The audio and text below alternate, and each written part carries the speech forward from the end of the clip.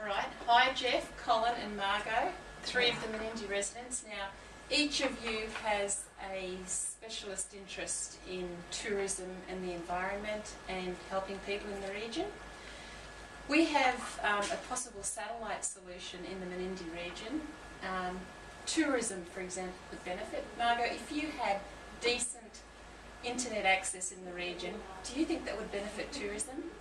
It would most definitely benefit tourism, especially with our tourist association and our information centre. As in wet weather, you can't always access the outer areas, so having digital whatever information. You've got plans for an interpretive centre here too at some point. What's that about? Just having a static display where everyone can just come to one position with especially wet weather time, and they can come and see virtually aspects of our whole area. Wouldn't it be fantastic to have that alive interactive display for the whole region, so you could actually see, Jeff, some of the birds, for example, that are in the Menindee Lakes area? How many species of birds do you say there are? I've seen 192, but there may be a few more than that. With that many birds in the region, is that of any interest to ornithologists or tourists or academics? Definitely. Yeah, why is that? Yeah. Oh, well, especially with new species finding, and there's been about 6 new species this year, so... So, Jeff, you're an amateur bird enthusiast, correct? Yep. And you're discovering new species in the Menindee Lakes area. And who else knows about this at the moment?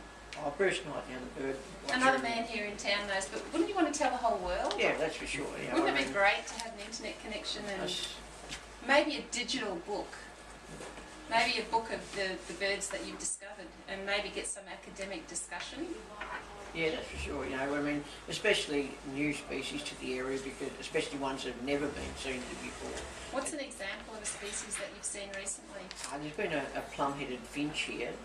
It doesn't usually come within 500 kilometres of here. Really? But because of the flood and the rains we had last Christmas, a new grass grew up, warrego summer grass, which that seed they feed off. No. So they came in. Are they normally in Queensland? Yeah, northern New South Wales, Queensland, yeah. Right. And how exciting is that to have a new species here then? Oh, fantastic, and especially if you can get photos of them. Yeah. So it would be a great idea down the track if we could use the technology to publish a book of all of the species that are in the region, and I think you've got quite a collection of that information already. Yeah, that would be certainly good, but even some sort of monthly letter, say, to go out and just let people know what new species we are finding in the area. Hey Jeff, you're still talking in the old technology. How about something digital, like maybe an e-newsletter? Yeah, that's or a blog or a wiki or something like that. Well, you know more about that than me. We'll convince you. Hey Colin, you've got the men's shed here in Menindee. Tell us how maybe technology could help with your activities. Well, because we're so isolated in this area, there's not a lot of training or anything like that, like if someone wanted to learn woodwork or something like that. With faster broadband speeds, we could probably hook into some online training for guys. We've actually been to the TAFE here and done, I think it's satellite TV thing, where teachers in one place, we're here. Like a video conference? Yeah, type of thing, yeah. Yep. And if we could do that by through broadband, it'd make it a lot easier. Guys could get information and learn new skills from just about anyone. They don't have to be in the... People don't have to actually be in the shed to learn from it. Yeah. So it opens up a new door for learning, access to information, networking amongst people with like interests.